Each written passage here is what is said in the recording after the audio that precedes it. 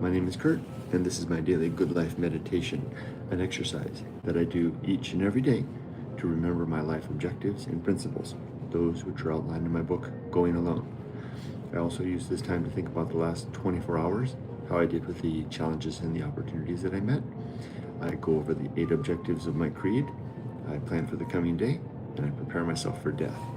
But before any of that, let me welcome new subscribers to the channel and give a little bit of a disclaimer to say that this is not a Japan-related video. I am in Japan. This is a Japanese convenience store, a Lawson station, or Lawson as it's called in Japanese, and but that's it. Otherwise, this is me doing the aforementioned good life meditation. Any Japaneseness is incidental and circumstantial and environmental to that fact. The second thing I wanted to do is give a shout out and thank you to my supporters on Patreon and my YouTube members who have bought me this morning shot coffee. I've decided that in order to remember, to keep foremost in my mind the gratitude that I have for my Patreon supporters, I've decided to keep the funds that I receive from basically all such earnings, so to speak, in this little wallet. So this funds basically my YouTube activity, my life activities here that are adjacent to my mainline life. That's pretty easy to do because my wife Yumiko manages all the money here. That's something I've mentioned in this venue before. When we were in the States, I managed all the money. Whenever we, as a couple, wherever we're living, whoever is the native there leads the way. So Yumiko manages the money here. I manage it in the States until it gets over here because all of our funding comes from America. So I manage it all over there. But as soon as it crosses over into yen, it's all in her hands, except for the monies that I earn or that I get via all these online activities, selling books, Discord, Patreon support, members, all that stuff goes into that wallet. So thank you, Patreon supporters and members, etc., purchasers of my book. I really appreciate it. Let me open up this morning shot. It's a very sweet drink. I like to start the day off with I usually like black coffee, but I like to start the mornings off with this morning shot. Really fires things up. Okay, my disclaimers aside, I've already given out my thank you to my supporters. Thank you. Let's start. I keep a list that I prepare every day to outline my day. So here we go. It's I woke up this morning at 4 a.m. and I performed my engagement activities for an hour. That means I made a cup of coffee and I sat at the desk at home and I went through every social media venue that I'm on, including YouTube, and I responded to comments. And at this point, I'm still able to respond to absolutely everything, at least insofar as giving at least a thank you or a thumbs up. Some comments don't require anything more than simply a like, but for the most part, I respond to everything, especially on YouTube. On YouTube, everything gets a response. That took me to just a little past 5:05. At 5:05, I headed out. I put on my clothes. I headed out the door, and I walked from here. I walked from home to Lawson Station, which took me about 20 minutes. I did stop along the way at 7-Eleven to use the ATM at 7-Eleven. They have a good international ATM there, manageable fees. And by 5 minutes ago, I started the Good Life meditation. I had to sit here for a little bit and compose my list. I initially was just letting the camera run and I was doing the list, which I thought after a while it was kind of rude for me just to sit here and ignore everybody. Although on the other hand, I think it's interesting also to show that part of the work. One of the most interesting books that I've ever read was a book, John Steinbeck. I think it's called Working Days, and it was the book. John Steinbeck, when he was a writer, he was very disciplined. He would wake up and he would basically write from like 9 to 5. But before he began proper writing, he would warm up writing. He would write like a secondary thing, writing about stuff that would just kind of warm up the system. Then he would transition to his mainline writing. And the book, Working Days, was about his writing this build-up writing, which I found really fascinating, how such a great author could build up to the act of, actually writing literature. So in some ways, when I'm just sitting here and I'm doing my thing, I'm hoping that imparts some of that, because the good life that I aspire to live is not a matter of accident, and it's not a matter of attitude even. It's a matter of deliberate planning and execution and activity.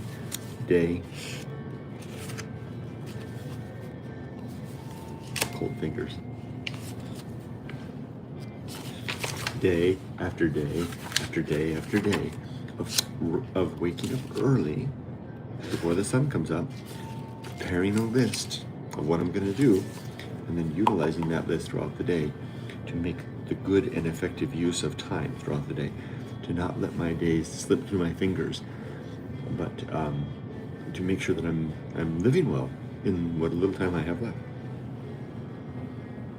even if that effort is in the end vain.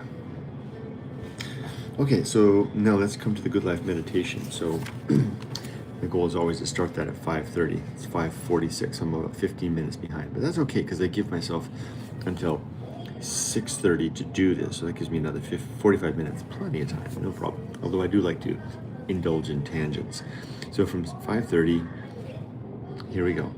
I did the disclaimer already.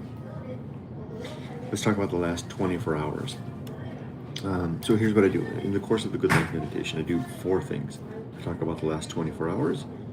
I review the 8 objectives of my creed. I plan for the next 24 hours, and I prepare myself to die. The last 24 hours. What challenges and or opportunities did I encounter in the last 24 hours that are of note and worth to relate and discuss here, reflect on? The only one that really stood out was the state of mind that I strove to maintain during our home purchase transaction yesterday. Yumiko and I, my wife, we bought a house here in Japan yesterday. We've completed a process that took just over 6 weeks from the moment when we saw the house and we made an offer, which was the same day, to yesterday when we paid for our house and got the keys. Now, what I mean by balance that transaction, that's what my note says, balance that transaction. I don't speak Japanese very well. I certainly don't read Japanese. And like I said before, when we're in country, my wife leads the way. When we're in America, I lead the way. So going into the transaction, my role was simple. My role was to make sure that we had the money to pay for the house. So I did that beforehand by executing the transactions that I needed to do in our online financial systems. In our financial systems in the United States, to stage the money, to convert the money into yen, to remit the money over to our Japanese bank, at which case my work was done. We gave ourselves a month to do that. So from the time we gave the offer was accepted. They asked us roughly how much time we would need. We said, how about the end of January? Because I knew that it would be, I wanted to be prepared for contingencies in case problems happened along the way. Because it was a sizable amount of money. So I wanted, problems could happen. So I was able to get all that done 2 weeks ago. So I had all the money in place in our Japanese bank account, which Yumiko has structured into separate accounts. And so she had pushed the money into a nice safe place where we couldn't access it. Household stuff is being handled over here. So it's sit there. So for 2 weeks, the money just sat there. My work was done. And I made videos about this a couple of weeks back about how my work here is done and how it really felt like when I got that money over, my mainline work of life was done, because my child was raised, my career is over, the money for the car was all moved over, we paid for the car, paid in full, paid money for the house is all moved over, paid in full. I'm done. So going into the realtor's office yesterday, I had prepared myself that what I was going to do was sit quietly and mind my own business and not be a nuisance. And that's exactly what I did.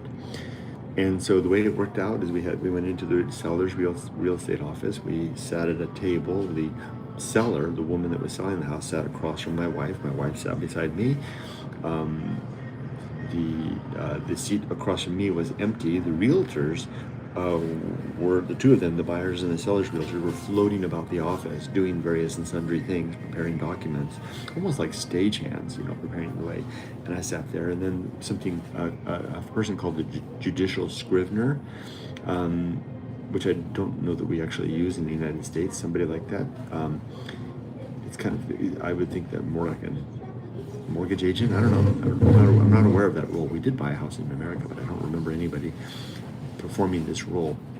This is the person who prepares the documents in a legal manner so that they can be submitted to the government and be on the up and up, right? So they're basically a legal clerk of sorts. And then they're a judicial scrivener, an impossible Japanese name, like a shisho or something like that. It's really hard. My wife laughs when I try.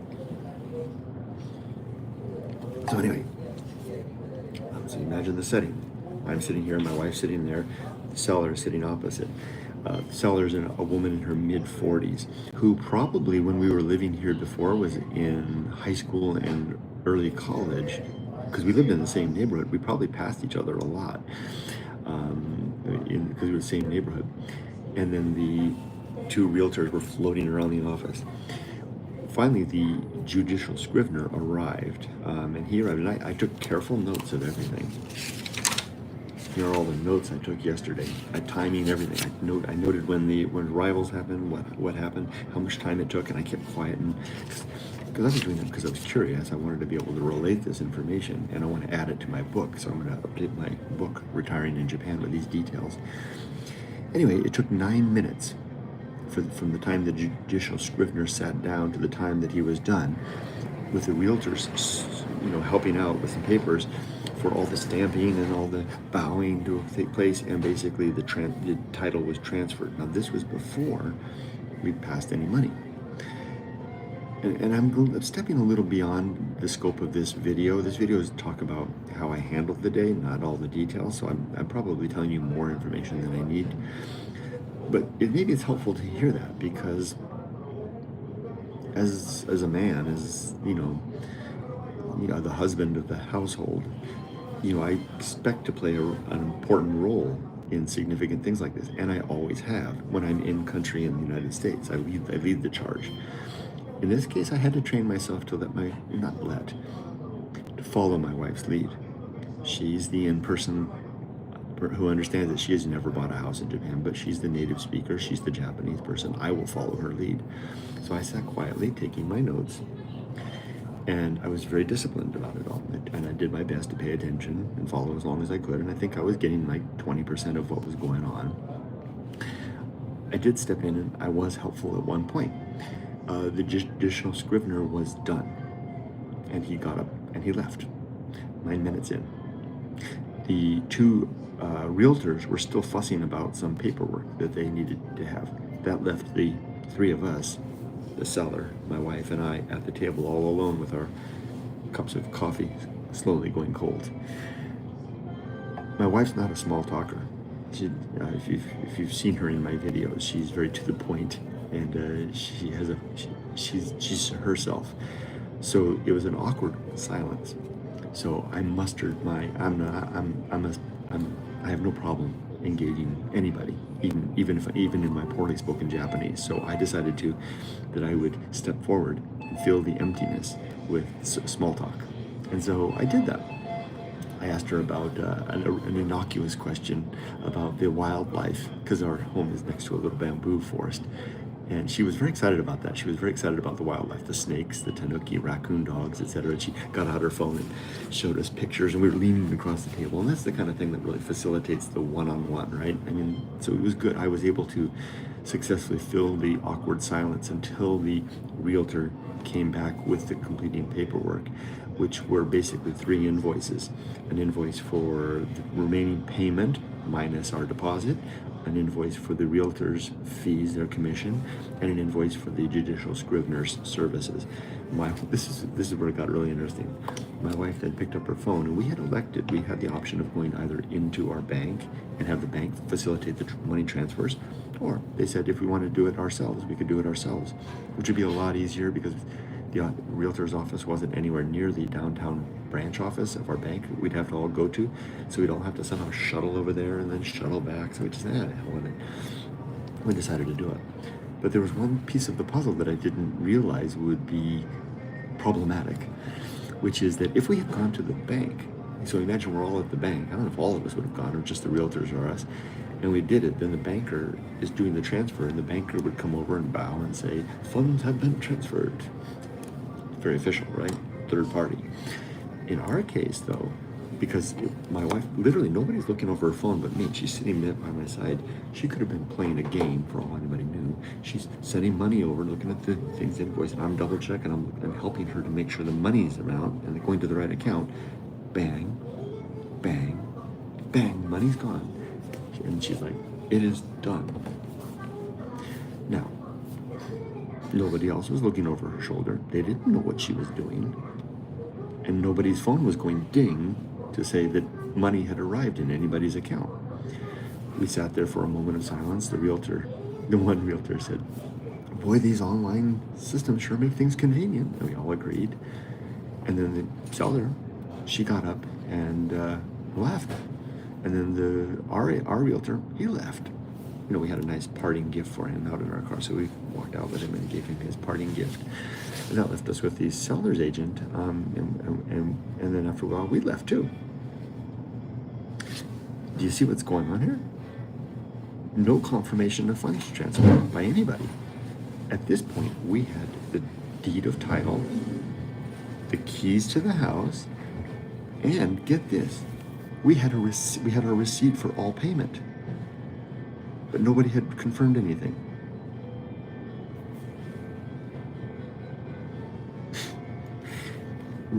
Escrow be damned, right?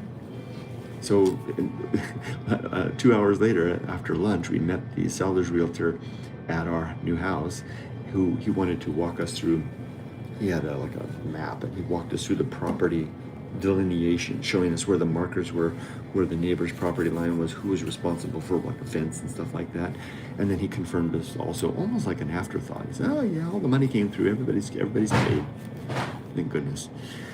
So then we could rest easy and we were done. So back to my meditation, my purpose, my goal yesterday in all of this. And I use the word balance because balance is objective number 8 in my creed, to maintain my balance. My objective was to keep my balance during this process, not to overstep my bounds, not to step in, not to ask questions that were untoward, but to let my wife, my competent, very capable, and very intelligent wife, lead the way, and I played a supporting role. And I must say, I've trained myself to do that with her many times, and I usually stumble once or twice, like say something I shouldn't say or ask a stupid question along the way. I knocked it out of the park yesterday, including I gave myself bonus points for being able to fill the empty, awkward silence with some engaging questions to the seller that made her at ease and actually facilitated a little connection, because her family still lives in the neighborhood. We're still gonna, we'll see them. So I think we did good. That is the only thing that's worthy of note of yesterday in terms of any of that. It was a very good day. Now, the next thing is, remember, there's 4 things I do in this exercise. I go over the last 24 hours, I recite the 8 objectives of my creed, I prepare for the coming day, and I ready myself to die. So I've gone over the last 24 hours. Now, as for my creed, it consists of 8 objectives. All of these are outlined in my book, Going Alone, in the chapter titled The Good Life. You don't have to buy it. You can find it on free online at goingalone.org. Just look for the Going Alone section. Objective number 1. I'm not going to go into the details. I'm just going to recite them. All I'm doing is touching them. It's almost like a rosary, touching the beads on a rosary and remembering something. If I keep the objective in, if I touch the objective, if I recite it, it's in my mind, and it really works. It keeps this foremost in my mind. Number 1, most important one, I think, is to be always ready to die, to make sure that I've got my affairs in order, my relationships are sound, and my life's work is, if not complete, in a good state of readiness. But at 60 years old, I'm calling it complete. Number 2 is to make good and effective use of time, to make sure that I'm not wasting this precious day and not, frittering it away. 3, to develop and maintain good and sound life principles. That's exactly these 8 objectives and the 35 attendant principles. And I do that by thinking about the 8 objectives every day and by going over the principles throughout the day. And I do. As I'm working throughout the day, I'm thinking of pulling the 35 principles off of the shelf in my head and applying them here. Oh, here's a good place to exercise some temperance. Oh, here's an opportunity to exercise reason. The homunculus is in play. Again, refer to the book if you want details about what any of this stuff is. Number 4 is to cultivate good emotional reactions, to become a human being who reacts well to the challenging and unexpected things that happen. That takes a lot of practice, but it is something that can be achieved through a lot of practice and careful reflection and daily readiness ahead of time. Number 5 is to perform good actions. What are good actions? Well, good actions are actions that are in accordance with the promotion of virtue. What is virtue? Virtue is whatever it is that improves the well-being of creatures, in particular thinking creatures, in more particular creatures that can suffer. So it's basically doing things that promote the improvement of peace and happiness and the reduction of suffering. And I know that all of those are complicated things that can be difficult, that require unpacking on their own for further definition. It's a lifelong project to develop and then have in mind what constitutes virtuous action and thought even. Number 6 is to recognize my true limits and my true opportunities, so I know the scope of my reach. I understand the limits of my mind, relatively speaking, and I know the extent of what I can hope to perform in life at this late stage. Yeah, it is a late stage. You're only 60. Yeah, so 66 and a half. That's about when I should start to suffer my first serious medical issue that will begin the decline. So I got another 6 to 10 good summers left, and probably they're already spent. So no, I don't have a lot of time left. I certainly don't have a lot of good years left. I certainly don't have a lot of relevant years. And I know that that's the case. So I am endeavoring to squeeze the best out of what I have left in pursuit of the goals that I still have ahead of me. Fortunately, nearly everything that I set out to do in life is complete at this point. So again, #readiness to die. Number 7 is to recognize I did that one. Number 7 is to do just one thing at a time, and do that thing slowly and deliberately and carefully, to measure my pace, to make sure that I'm not tripping over myself either mentally or physically. It gets easier with age, much easier with age. Oh my gosh. I could never do this when I was in my 50s or 40s.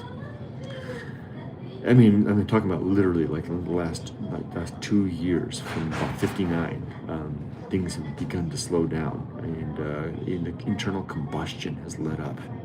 Literally it feels like that. It's like an internal combustion that was driving me forward right up until 60. And once I approached and reached 60, you can feel it going down. Now I know that that's a double-edged sword, because that gives me the ease of not being under that great strain of the drive that I felt all my life, but also that signals the decline of the what did they say in Dr. Strangelove? The bodily function. That was bodily fluids, right? Last, number 8, is to keep my balance, both here and here, so that I'm, and that's exactly the word I use. I even underlined it. So look, see. So when under my day's objectives, I said balance at transaction. And since it was one of the objectives of my creed, I even underlined it, reminding myself, hey, you did a good job of keeping your balance, Kurt. You are in alignment with part of your life's of your life's manifesto, so to speak. Well, going alone is the manifesto. The good life is my creed. That's it for that. So the last thing I need to do, I have two more things I need to do. I need to plan for the coming day. So what I have planned for the remainder of the day, it's 6:04 right now. By 6:30, I want to be back on my feet. Have another sip. Walking the streets of Kusanagi on my way back towards the house by 7, give myself a nice half-hour meander through the dark streets. By 7 o'clock, I want to be back at home, meeting my wife, who's probably going to be waking up 15 minutes before that. We'll put on our warm gear and get out and walk our dogs. By 8 o'clock, Yumiko will have breakfast ready, and we will, over breakfast, we will plan our day together, which I know what it consists of. We're going to do a couple of important things. We need to, hold on, I've got it here. Oh yeah, we need to go to the city center to change her address to be our new house. Mine's already been changed. Don't know why. Hashtag leave it to the wife. Then we need to adjust the utilities on the house. We're going to do that. So I guess this means I'm going to have to dress up in my nice clothes initially. So while Yumiko's cooking breakfast, I'll clean up and change. I'll do my hair. I'll put in the hair product, make myself look presentable. And then we'll go out and we'll go to the downtown office. We'll go to the city office at Apita. Then we'll do the utilities. And I think from there we'll come home. That'll probably take us to lunchtime. And we take care of her dad's lunch every day. We'll take care of dad's lunch and our afternoon dog walk. That'll take us to 1 or 2, 1 and 1:30. And after that, we'll then go home, put on our work gear, and start to work on our house. Because we've given ourselves till the basic, tomorrow we're going to give notice. That's right, so let me make a note of this. So today, next 24 hours, I'm put out here, we're going to do address, utilities, notice. We need to give our current landlord notice that in writing that we're moving out at the end of February, which then starts the clock, right? We have to have the new house ready to move and moved into in 30 days, basically. Shouldn't be hard. The house was in Aki. It was empty for a year. And it's in good shape. It's not clean. I mean, it was an old person living there, and they, old people, they get old. They don't necessarily keep everything tidy. You don't expect them to. So we needed to give the place a real thorough cleaning. I wanted to just rip out and put in a whole new bath unit. But Yumiko thinks, let's just give it a deep clean and see what we can do. Again, follow my wife's lead, and then move everything in, which is easy because we don't own very much, and clean up our old apartment as we head out the door. That's the day today. The challenges that I'm going to face are going to be my bodily constitution. Like I said, I am running out of steam. Beginning about 59, I feel my body, my precious vital energies diminishing. I'm solid. I'm like the energy of when I was, 25, from 4 a.m. to about 10 a.m. And after about 10 a.m., I start to fall off the cliff. And I'm okay with that, but it's going to be a bit of a challenge to have the energy to do the house, all the cleaning in the afternoons. But we will sort this out. Is there anything else? That's it. Oh yeah, let me go over comments, see if there's any comments I need to respond to before I get going. Weekly Fascination. Hi Tracy. He says, good morning. Jens Kosh. Hello, your name I haven't seen before. Hello, welcome. But lots of new subscribers. Welcome, new subscribers. Hello from Germany. Nice to meet you, Jens. Tracy goes on, congrats on the home. Thank you so much. Juno, the Railfan 844, that would be Journey from Discord, says, good morning, Kurt. Good morning, Journey. I'll be keeping my eye out for some trains as I walk back home for you this morning. H says, good morning. Good morning, H. Another name I haven't seen before. Welcome. Weekly Fascination goes on, judicial scrivener has all the same qualifications as a lawyer, except the ability to defend someone in a capital trial. They usually end up working in the inheritance or real estate. Thank you for that. I didn't realize that they are basically lawyers without the ability to go to trial. That's interesting. Will says, Ohayo gozaimasu. Good morning to you, Will. Will, I think you're a name I've seen before. Yep, Will says, I always watch your videos with translation. I don't speak English, but I love your videos. Have a nice day. Oh, wow.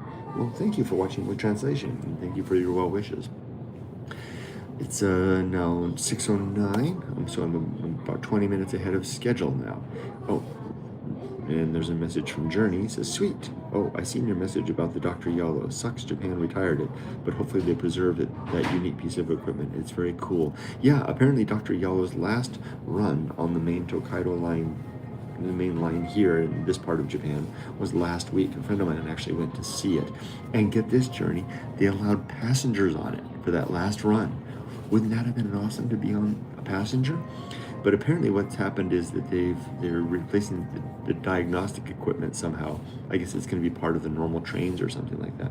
But that was it. They're still running Dr. Yellow on the northern line for a little longer.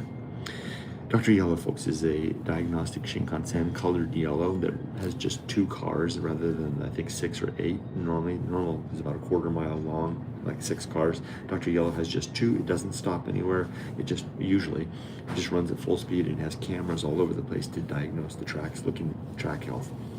Clara Nagata, good morning from California. Good morning, Clara. That's the first time I've seen your name before. Welcome if you're a new friend of the channel. June and Journey says, oh, that's epic. Lucky passengers. Yeah, wouldn't that have been classic? Nice. I've seen Dr. Yellow maybe 5 times in my past life here in Japan. Won't see it anymore. All right.